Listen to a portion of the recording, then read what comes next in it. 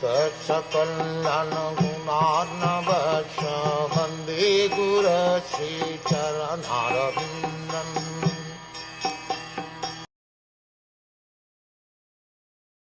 O my Lord, you have executed all duties yourself. Are you leaving us today, though we are completely dependent on your mercy and have no one else to protect us, now when all kings are at enmity with us? The Pandavas are most fortunate because with all good luck they were entirely dependent on the mercy of the Lord.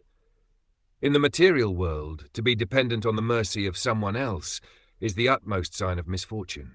But in the case of our transcendental relation with the Lord, it is the most fortunate case when we can live completely dependent on Him. The material disease is due to thinking of becoming independent of everything. But the cruel material nature does not allow us to become independent. The false attempt to become independent of the stringent laws of nature is known as material advancement of experimental knowledge. The whole material world is moving on this false attempt of becoming independent of the laws of nature. Beginning from Ravan, who wanted to prepare a direct staircase to the planets of heaven, down to the present age, they are trying to overcome the laws of nature. They are trying now to approach distant planetary systems by electronic mechanical power. But the highest goal of human civilization is to work hard under the guidance of the Lord and become completely dependent on Him.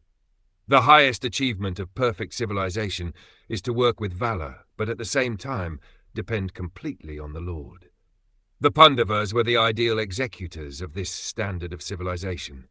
Undoubtedly, they were completely dependent on the goodwill of Lord Sri Krishna, but they were not idle parasites of the Lord. They were all highly qualified both by personal character and by physical activities.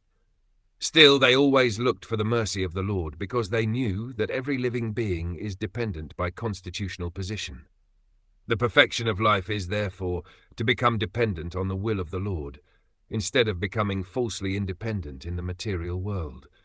Those who try to become falsely independent of the Lord are called anatha, or without any guardian, whereas those who are completely dependent on the will of the Lord are called sanath, or those having someone to protect them. Therefore, we must try to be sanatha so that we can always be protected from the unfavorable condition of material existence. By the deluding power of the external material nature, we forget that the material condition of life is the most undesirable perplexity. The Bhagavad Gita therefore directs us that after many, many births one fortunate person becomes aware of the fact that Vasudeva is all in all, and that the best way of leading one's life is to surrender unto him completely. That is the sign of a Mahatma. All the members of the Pandav family were Mahatmas in household life. Maharaj Yudhishthir was the head of these Mahatmas, and Queen Kunti Devi was the mother. The lessons of the Bhagavad Gita and all the Purans, specifically the Bhagavat Puran, are therefore inevitably connected with the history of the Pandav Mahatmas. For them, separation from the Lord was just like the separation of a fish from water. Srimati Kunti Devi, therefore, felt such separation like a thunderbolt, and the whole prayer of the Queen is to try to persuade the Lord to stay with them. After the battle of Kurukshetra, although the inimical kings were killed, their sons and grandsons were still there to deal with the Pandavas.